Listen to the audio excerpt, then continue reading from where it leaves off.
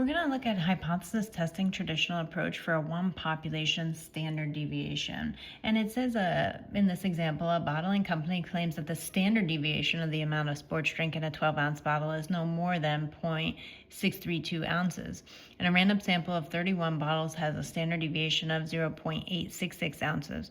At a alpha is equal to 0.01, is there enough evidence to reject the company's claim, assuming that the population is normally distributed? And we're going to use the traditional approach to hypothesis testing. Now, looking at our traditional approach to hypothesis testing, we have a template for us, 6-step approach to hypothesis testing, traditional approach. And we have step number 1. The first thing we're going to do is identify the given values in symbolic format. So when we read the question, we want to identify those symbols, those numbers in the symbol format. So I'm going to skip this first sentence right now because that's our claim. We'll do that in step number 2. But it says a random sample of 31 bottles. So in this example, n is equal to 31. And then we keep reading and it says the standard deviation of those 31 bottles. So that's the sample standard deviation. We label that as just S, and that is 0.866. We weren't given the variance. The variance would have been S squared. So in this case, we're given the standard deviation of 0.866. So S is 0.866, and we're using alpha is equal to 0.01. And in step number 2, we'll go back to that first statement where the company claims. So we're going to identify the claim and write the null alternative hypothesis. And remember, the null hypothesis must contain equality. So we're saying here that the standard deviation, the claim is that the standard deviation, that's sigma. Sigma is the population standard deviation, and the amount of the sports drink is no more than, so no more than would be less than or equal to 0.632. So that is our claim. And since our claim contains equality, we're going to write that in the null hypothesis. So we're just going to recopy that in the null hypothesis. Otherwise, it would have gone in the alternative if there was no equal sign in the claim. And the opposite of less than or equal would be greater than. So sigma is greater than 0.632. Now in step number 3, we're going to calculate that test statistic. We're going to use chi squared is equal to n minus 1 times s squared all over sigma squared. So now we have all those information given in step number 1 and step number 2. So now we're just going to fill that in. Our sample size is 31, so we're going to take 31 minus 1, or 30. And then s we're given as 0.866. Now in this case, we're going to have to square it because we're given the sample standard deviation, not the sample variance. And then we're going to divide by sigma, which is 0.632, and then we're going to square that.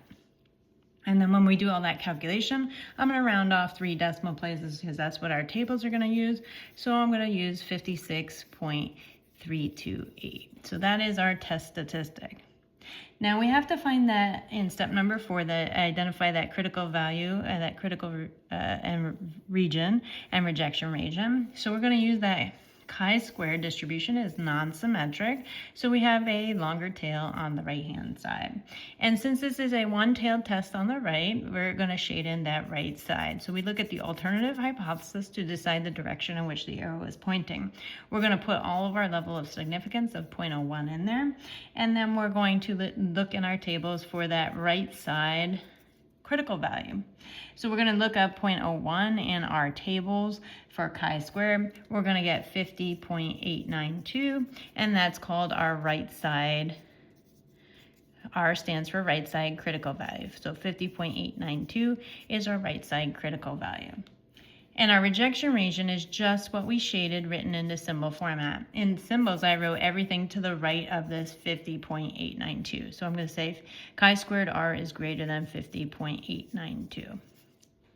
Now I have to decide in step number 5 if my test statistic from step number 3, that 56.328, lies in this rejection region. So if this line is 50.892, 56 has got to lie somewhere over here on the right hand side. So since it does, we're going to decide to reject HO.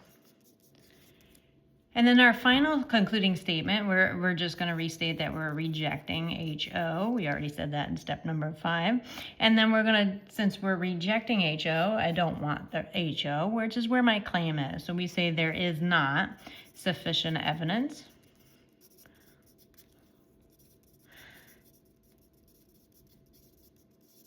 At alpha is fill in the level of significance, 0.01 from the question, to suggest that, and then we're restating the claim that the standard deviation of the amount of sports drink in a 12-ounce bottle is no more than 0.632 ounces. So we're going to say to suggest that the standard deviation